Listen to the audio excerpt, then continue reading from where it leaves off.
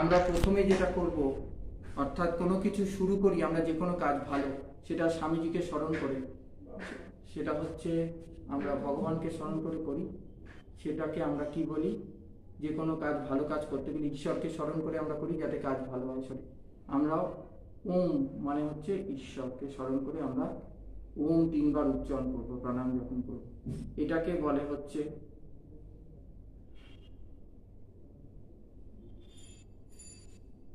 ওম বল।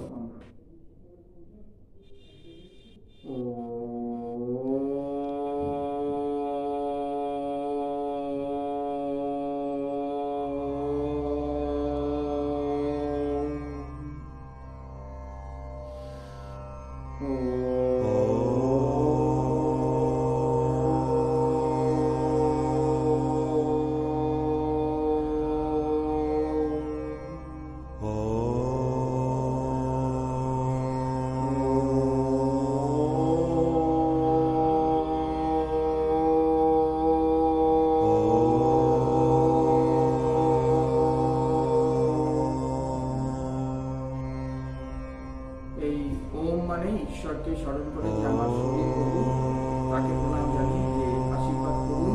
ওম মানে হচ্ছে ব্রহ্মা বিষ্ণু মহেশ্বর সর্বদেবতার স্মরণ করে যে আমরা যে শুরু করছি শরীর ভালো রাখার জন্য, তুমি আমার সহায় হও, তুমি আমাকে সুন্দরভাবে সারা দিনটা চালিত করতে সাহায্য করো এবং আমাকে আশীর্বাদ করো, যেন আমি কোনো খারাপ কাজে বিরত থাকি, কোনোদিন কোনো খারাপ কাজ না বলে, মনের মধ্যে কোনো খারাপ কিছু না আসে বলে ওম দিয়ে আমরা প্রাণায়াম শুরু করি 3 বার বা 5 বার।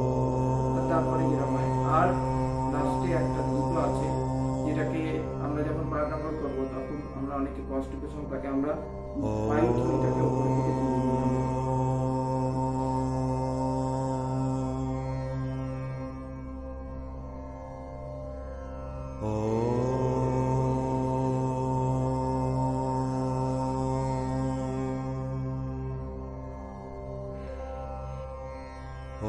কয়েক সেকেন্ড নয়, এটা যারা নর্মালকে পারবেন না একদমই করবেন না, বাকিগুলো কপালভাতি, অনুলোম বিলোম ওগুলো করবেন।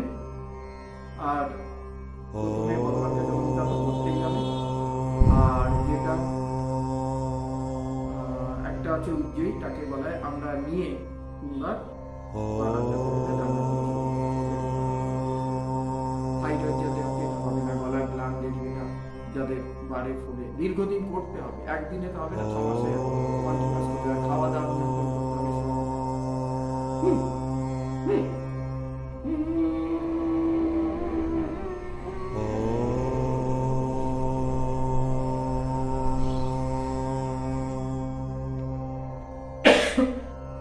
কাশি হবে, আস্তে আস্তে নেবে 3 বার, গলার শব্দটাকে বন্ধ করে গলার গ্ল্যান্ড বা এগুলো ফুললে বা বিভিন্ন ইয়েতে প্রাণায়াম এবং যোগাতে সব সেরে যাবে। দীর্ঘদিন করতে হবে।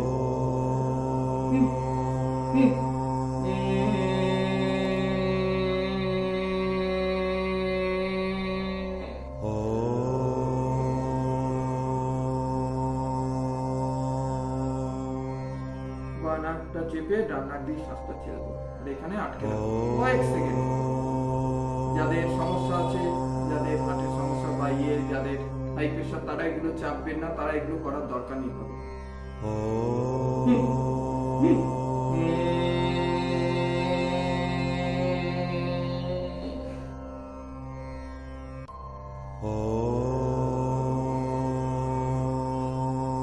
আর যাদের মাইগ্রেনের সমস্যা, যাদের অনেক সমস্যা, মাথা ধরা বা বিভিন্ন সময় বিভিন্ন কারণে, এটাকে বলে ভাঙি। কানের পর্দার যে ফাঁকা জায়গা, এই বুড়ো আঙুল দিয়ে আমরা চেপে ধরবো, চেপে ধরে 3 বা 5 বার জোরে জোরে, বাইরের আওয়াজ যেন কানের ভেতরে না যায়, খুব জোরে আমরা আওয়াজ করবো। দেখুন কিভাবে করছি, এই হাত দুটো এখানে থাকবে, আর কপালে এইখানে হাত থাকবে, এখানে এই দুটো হাত, আর নিচে দুটো হাত, কিভাবে দুটো দুটো বন্ধ থাকবে, বাইরের আওয়াজ যেন ভেতরে না।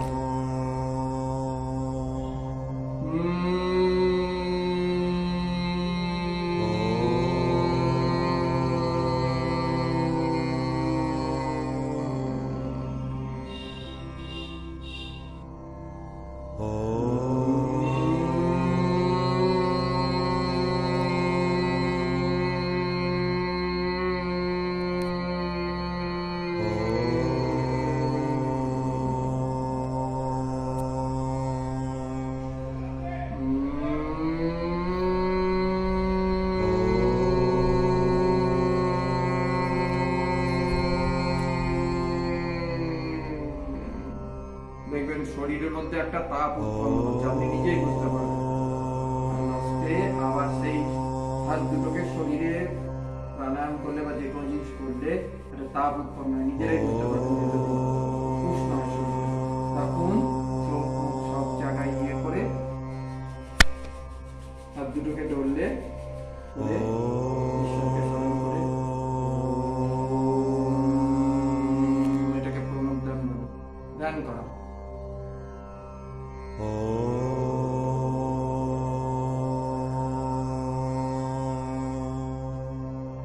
যাদের কানের সমস্যা তারা দীর্ঘদিন এই যে মাঝের যে আঙুল দুটো থাম মানে দুটোকে এইভাবে রেখে ধ্যান করো। এটা হচ্ছে জ্ঞান বাড়ার জন্য, আর এটা হচ্ছে কানের শ্রবণ বাড়ার জন্য। যাদের কানের সমস্যা এই আঙুলটা এইভাবে ধ্যান করো। আর হয়ে গেলে আবার কি বললাম, রিল্যাক্স করতে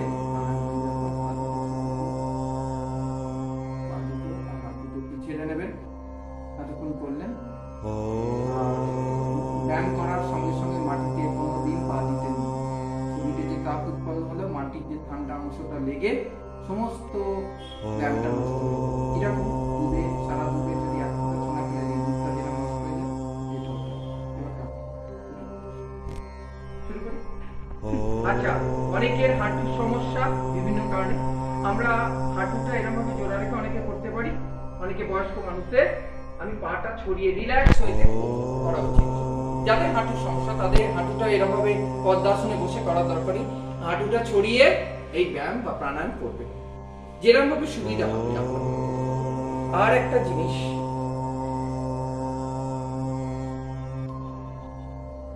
আমরা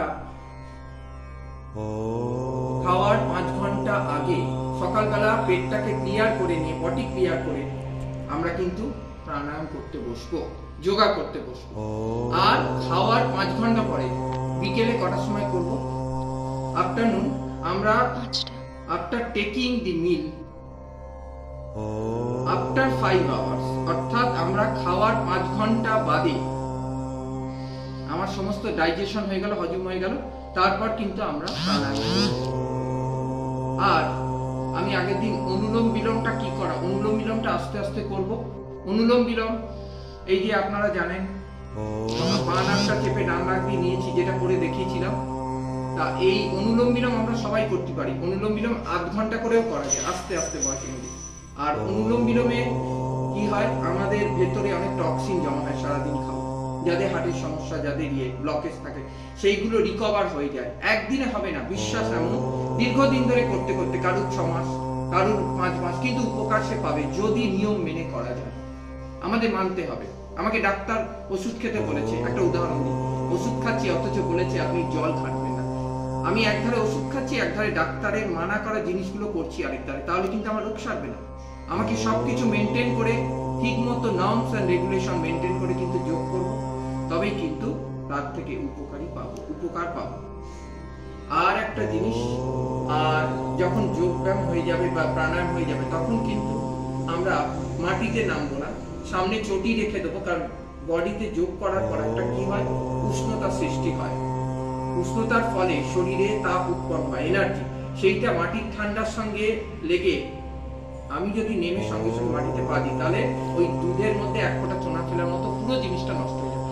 যখনই নামবো পায়ের কাছে চটি থাকবে, চটিটা পা দিয়ে ব্যায়ামের পর বা প্রাণায়ামের পর চটি। আশা করি আমি বোঝাতে পেরেছি। সবাই এইভাবে করুন, ভালো থাকুন, সুস্থ থাকুন।